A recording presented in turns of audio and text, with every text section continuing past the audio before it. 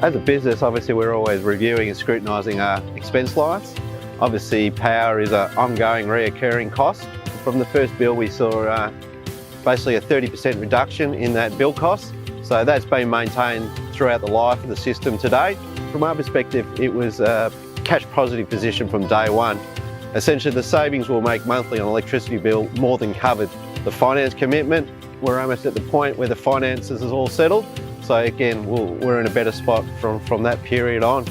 And I suppose the system has the capacity for batteries. When that becomes affordable, then we'll upgrade and include the batteries into the system.